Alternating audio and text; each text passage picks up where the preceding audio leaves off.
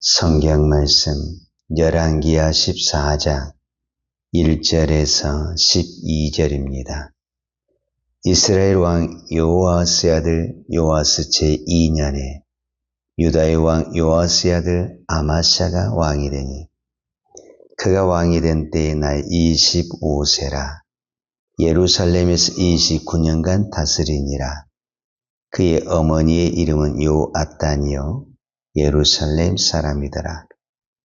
아마샤가 여호와 보시기에 정직히 행하였으나 그의 조상 다윗과 같지 아니하였으며 그의 아버지 요아스가 행한 대로 다 행하였어도 오직 산당들을 제거하지 아니하였으므로 백성이 여전히 산당에서 제사를 드리며 분향하였더라.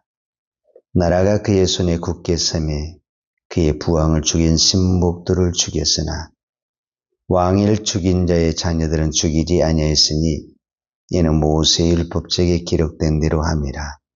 곧 여호와께서 명령하여 이르시기를 자녀로 말미암아 아버지를 죽이지 말 것이요 아버지로 말미암아 자녀를 죽이지 말 것이라.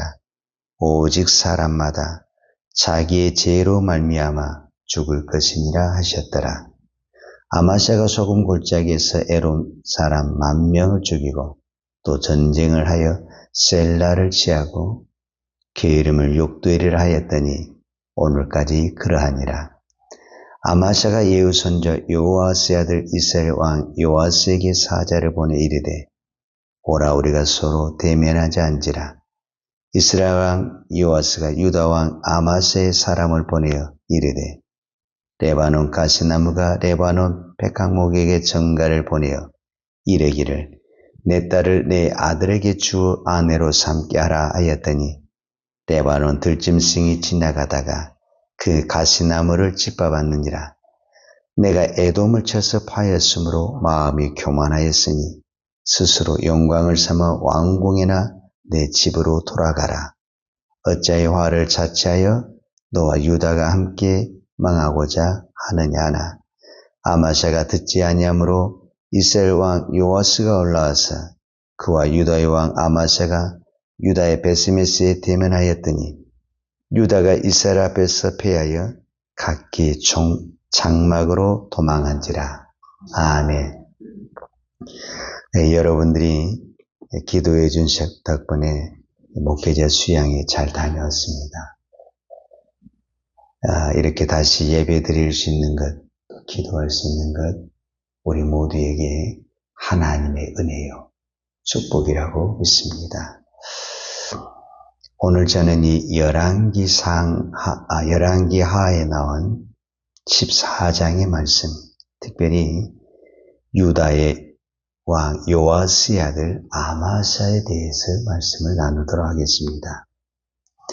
열왕기 상하도 역사에 대한 이야기고 역대기 상하도 이스라엘 유다에 대한 역사의 이야기다라고 볼 수가 있습니다. 그런데 열왕기 상하와 역대기 상하는 내용이 좀 다릅니다. 똑같은 이스라엘 유다에 대한 역사인데 내용이 달라요. 어떻게 다르냐 하면 열왕기 상하는 그 내용이 간단합니다. 그러니까 구체적인 설명이 별로 없고 이렇게 했다, 이렇게 해서 죽었다, 이렇게 해서 끝났다, 이렇게 내용이 간단 명료하게 정리가 되어 있습니다. 반면에 역대기 상하는 그 사람이 어떻게 해서 이런 복을 받았고 또 어떻게 해서 심판을 받았고 어떻게 해서 그가 망하고 또 살고 이런 것을 좀 더 구체적으로 기록을 했습니다. 그럼 그 이유가 무엇인가? 우리로 말하자면 이 글을 받은 대상이 다르기 때문에 그렇습니다. 그러니까 열왕기 상하는 이 첫 번째 독자라고 할 수 있는 사람이 누구냐면 북이스라엘과 남유다가 포로로 끌려간 포로민들이 첫 번째 독자입니다. 그러니까 이 첫 번째 독자들은 무엇을 알고 있냐면 역사를 알고 있는 사람입니다. 우리가 왜 망했지? 우리가 왜 포골로 끊어왔지? 그 사람들은 몸으로 체험하고 있고 다 알고 있어요. 그렇기 때문에 알고 있는 사람에게 구체적인 설명이 필요 있습니다.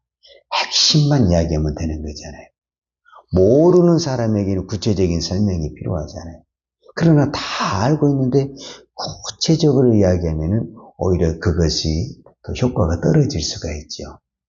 반대로 역대기 상하는 왜 이 내용이 똑같은 내용이에요? 오늘 열왕기하 14장의 내용이 역대하 25장에 그대로 나와 있습니다. 그런데 역대하 25장을 보면 훨씬 자세하게 설명이 되어 있습니다. 그러면 그 이유가 뭐냐? 이 역대기 상하의 첫 번째 독자는 이제 포로에서 돌아온, 우리로 말하자면 귀국한 백성들입니다. 그러니까 이 포로에서 태어난 어떤 부분에서는 제2세의 사람들이, 그러니까 이 사람들은 포로 가기 전에 입서선 사람이 아니라 포로를 70년 동안 했기 때문에 어떻게 해서 우리나라가 망했는지, 유다가 망하고 이스라엘 망한 역사를 모릅니다. 이 포로에서 태어난 사람들이에요. 그러니까 역사를 모르잖아요. 역사를 모르니까 어떻게 해서 망하게 됐다는 것을 좀 더 구체적인 설명이 필요한 거예요. 그래서 역대기 상하에는 한 왕을 설명을 할 때, 역사를 설명할 때 훨씬 더 구체적인 설명이 있었다라는 것을 볼 수가 있습니다. 오늘은 유다 왕의 이 요아스의 아들 아마사에 대한 내용을 살펴보도록 하겠습니다. 14장 2절에 보면 그가 왕이 된 때 나이 25세라 예루살렘에서 29년간 다스리니라. 그의 어머니 이름은 요앗단이요 예루살렘 사람이더라. 아마샤가 여호와 보시기에 정직히 행하였으나 그의 조상 다윗과 같지 아니하였으며 그의 아버지 요아스가 행한 대로 다 행하였다. 이렇게 표현됐습니다. 자, 요아스의 아들이 아마샤인데 아마샤는 그의 아버지와 같은 행동을 했다. 이렇게 표현을 했어요. 그 의미가 뭐냐면 처음에는 선한 왕이었고 하나님을 잘 섬기고 율법을 잘 지켰습니다. 그런데 마지막에 가서 하나님을 떠나고 우상을 떠나게 됩니다. 자, 왜 그랬느냐? 그 이유가 있습니다. 5절에 보면 이런 말이 있어요. 열왕기하 14장 5절에 보면 나라가 그의 손에 굳게 섬에 그의 부왕을 죽인 신복들을 죽였으나 그랬어요. 그러니까 이 요아스의 아들 아마샤가 왕이 되어서 하나님을 잘 섬긴 겁니다. 참 중요합니다. 그러면 하나님이 복을 주십니다. 여러분 꼭 기억하세요. 하나님을 잘 섬기면 복을 주십니다. 이건 축복이죠. 근데 우리가 더 위험한 것은 축복을 받을 때가 위험합니다. 지금 아마샤가 그랬습니다. 아마샤가 그의 손이 굳게 되매 그 말은 나라가 강성해지고 힘이 생겼다라는 거예요. 여러분, 나에게 힘이 생겼을 때가 축복을 받은 거잖아요. 물질이라든지 권력이 왔다는 거는 우리가 축복을 받은 거잖아요. 그때 위험하다 이렇게 말할 수 있습니다. 그래가지고 이 아마샤라는 왕이 그가 힘이 생기니까 이제 그 아버지 원수도 갚았어요. 그 다음에 오늘은 간단하게 나왔지만 역대하 25장에 보면 에돔하고 전쟁을 합니다. 그래서 에돔하고 전쟁이 이겼어요. 어떻게 이겼냐? 하나님의 전적인 은혜로 이겼습니다. 자, 오늘은 그냥 간단하니 그냥 에돔을 이겼다 이렇게만 표현이 됐는데 역대하 25장에 보면 이 아마샤가 에돔하고 전쟁을 하기 전에 군사를 소집을 했어요. 백성들을. 근데 군사 숫자가 너무 적어요. 그래서 어떻게 군사를 또 모집하냐면 10만 달란트를 돈을 써가지고 이스라엘 나라에 있는 용병을 삽니다. 그러니까 우리로 말하자면 돈을 써서 애국에 있는 군사를 사오는 거예요. 그리고 우리가 용병이라고 그러거든요. 근데 그때 선지자가 뭐라고 그러냐면 왕이시여 이 군사를 돌려보내세요. 하나님이 도와주시면 그 군사 없어도 이길 수 있습니다. 근데 이미 돈을 10만 달란트나 준 거예요. 그럼 이 군사를 다시 되돌려보면 받을 수 있냐? 못 받는 거예요. 내가 이렇게 많은 돈을 줬는데 그럼 어떤 그보다 더 많이 하나님이 축복을 해주실 겁니다. 그래서 그 말을 믿고 그 선지자의 말을 믿고 10만 달란트가 손해를 보는 한이 있더라도 이 왕이 아마샤 왕이 그 군사를 보내버린 거예요. 우리로 말하자면 믿음으로 결정을 한 거죠. 그래서 실제적으로 에돔과 전쟁을 했는데 승리를 한 거예요. 그리고 많은 이제 승리를 했으니 전쟁품을 받잖아요. 그러니까 엄청난 복을 받았죠. 근데 여기서 아마샤가 무슨 일을 저지르냐면 이 에돔의 세일이라는 것인데 그 세일에 있는 우상단지를 가져오는 거예요. 전쟁에서 승리를 하면서 이 우상단지를 가져와가지고 그 우상을 섬기는 거예요. 이게 말이 되는 겁니까? 그래서 또 선지자가 나타나서 또 말을 하는 거예요. 아니 왜 멸망하는 그 나라도 못 지키는 그 우상을 데리고 와서 하나님을 떠나고 우리가 이 전쟁에 승리한 것은 여호와께서 우리를 도와서 승리했는데 그 전쟁에 지는 나라 그 우상을 가지고 가서 섬깁니까? 이러면 안 됩니다. 이렇게 이제 선지자가 간청을 하니까 이 아마샤 왕이 그 선지자를 내쫓아버린 거예요. 그래서 그 선지자가 떠나면서 말합니다. 여호와께서 왕을 심판하시기로 작정하신 것 같습니다. 그래가지고 이제 그러니까 이 왕은 더 이제 승리에 도취해가지고 이제 누구하고 또 전쟁을 벌이게 되냐면 이스라엘 왕하고 또 이제 전쟁을 이제 한번 승리를 맛보니까 이제 세상 말로 겁이 없는 거예요. 그냥 내가 자기가 다 얻을 것 같은 그런 느낌이 드는 거예요. 그래가지고 이스라엘과 전쟁해가지고 거기서 완전히 전쟁에 실패를 하고 부상을 입게 되는 거예요.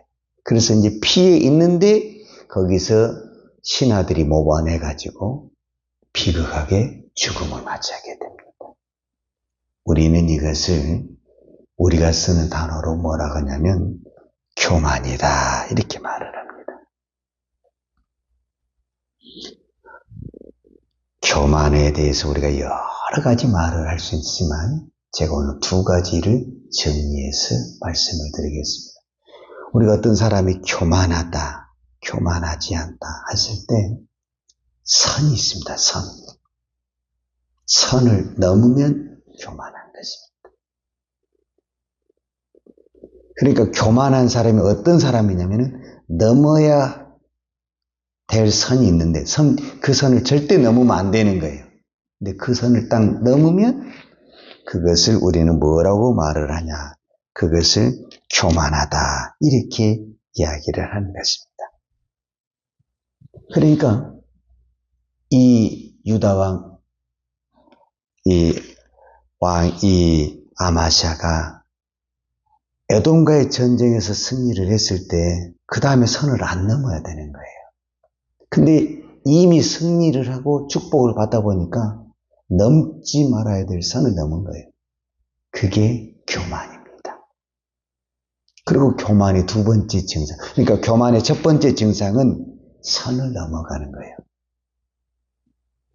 우리 모두는 보이지 않는 선이 있습니다.